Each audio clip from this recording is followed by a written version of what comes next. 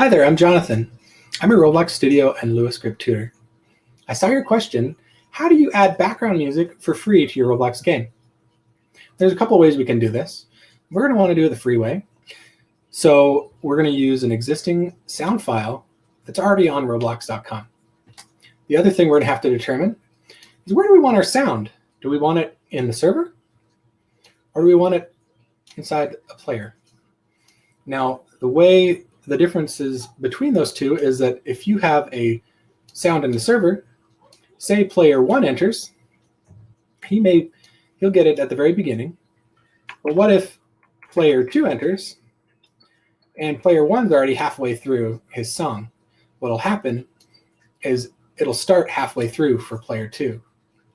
So most people prefer to place their sound inside of a player so that everybody starts right at the beginning. So what we need to do first, we need to open our Roblox Studio. Once we're in Roblox Studio, go to the View tab, and we're going to open three things: Explorer, Properties, and Toolbox.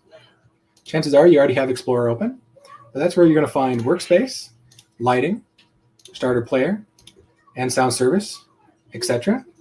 We're going to need Sound Service really soon, so I'm going to keep that selected. Now we're going to open Properties. Yours might be somewhere else, but this is where mine is. And then we're going to open Toolbox for our sound file. Should look something like this.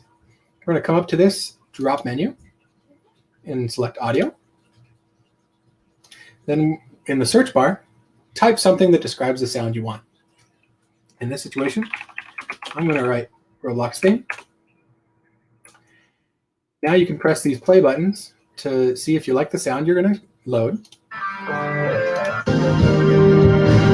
Sounds good. So once you found the sound you want, click the magnifying glass with a plus sign on it. Come down to this circle with the 3 dots on it and select Copy Asset URI. Now that we've selected Copy Asset URI, we have our sound ID for our sound. That's pretty much what that is. So we're going to come over here to Sound Service, and we're going to use Sound Service because it's more reliable and less glitchy. You can place it in the workspace, and you can place it in parts in the workspace or on a player, but it's going to be a lot more reliable in Sound Service. So we're going to add a sound object to Sound Service. Select your sound object, and in the properties window, find Sound ID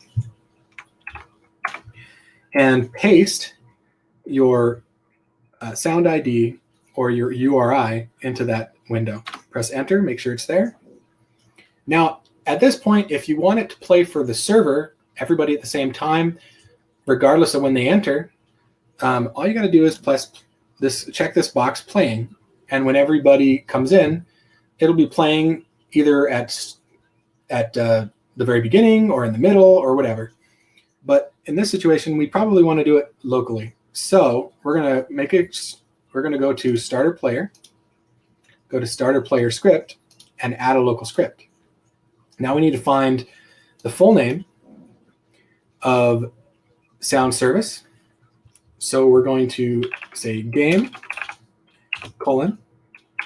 GetService, quotation marks, and inside the quotation marks, Sound Service.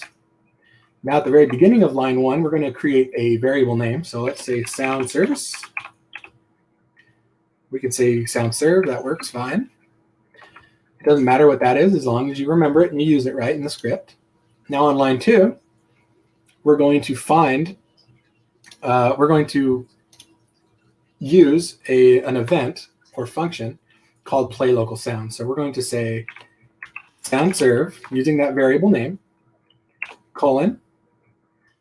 play local sound.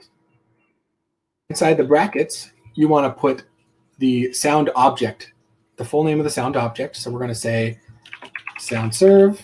Remember, Sound Serve is Sound Service right here. It could be Sound Service, it could be sound, whatever you called it. But now we're going to say SoundServe.Sound.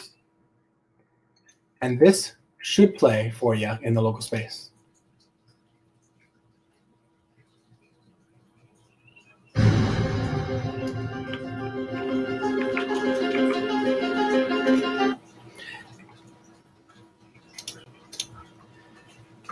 And that's how you do it. Happy developing. Bye.